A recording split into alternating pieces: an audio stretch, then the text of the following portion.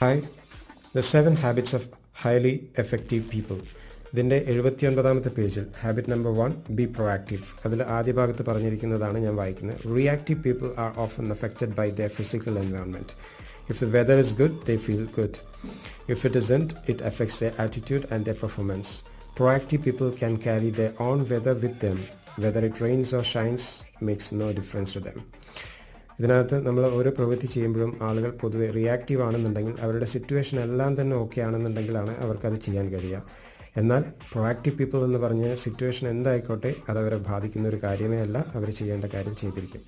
അപ്പോൾ അത്തരത്തിലുള്ളൊരു മൈൻഡ് സെറ്റിനെ കുറിച്ചാണ് ഇതിനകത്ത് പറഞ്ഞിരിക്കുന്നത്. റിയാക്റ്റീവ് മൈൻഡ് സെറ്റും പ്രൊആക്റ്റീവ് മൈൻഡ് സെറ്റും. അപ്പോൾ ഏത് തരത്തിലുള്ളതാണ് ഏറ്റവും നല്ല മൈൻഡ് സെറ്റ് എന്നുള്ളത് ഇതിൽ നിന്ന് മനസ്സിലായി കാണും.